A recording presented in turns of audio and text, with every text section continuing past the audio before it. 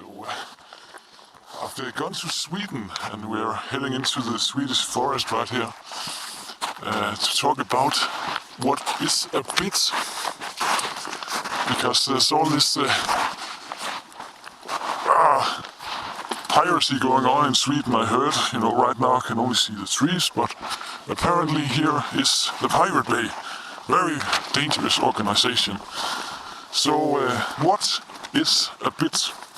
A bit is a binary digit taking a value of either 1 or 0. Binary digits are basic unit of information storage and communication in digital computing and digital information theory. This was first described in 1936 as bits of information that could be stored on punch cards used in the mechanical computers of that time. So really, all computing is just bits that can either be 1 or 0, and that's really all it is. And my argument is that if all computing is really just 1 or nothing, then who can own that information? No one can.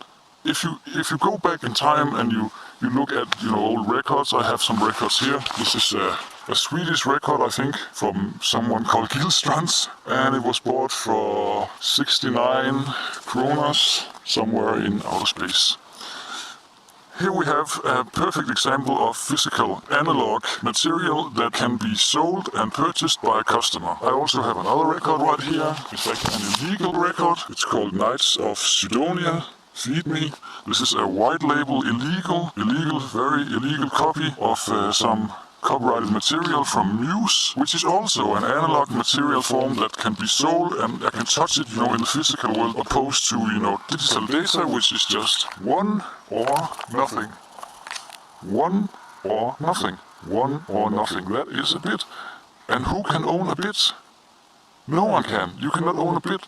It's not possible in this world to own a bit. The first bits that were actually used were the Morse codes. And if I went out here in the forest with a little mirror, I could send my bits with the power of the sun, light speed technology, and I could flash my mirror and I could send my little Morse code to people in the forest, or I could go out here at night with a little flashlight and I could sit down and flash binary data to all the pixies in the forest, and that's binary data. It's either 1 or nothing. So the argument here is that if you cannot own a bit, the string of bits that goes into an MP3 or a digital video or any other kind of digital information cannot be owned by anyone. The physical data here, you can, I also have good old cassette tapes, which was also used in the old days, Commodore 64, for storing digital data via analog form. Again, it's physical, hard product that exists here in the real world where we walk around.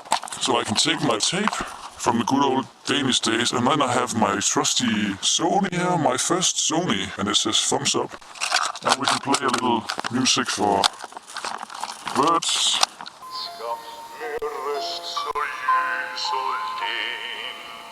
Any file on the internet or any kind of digital information is just a string of bits, and the bits can then be calculated by a computer, and the computer can then interpret the bits with some kind of interpreter that could be a picture reader or an MP player or, some movie player, or it could be the internet. All in all, the computer is just a big fucking calculator.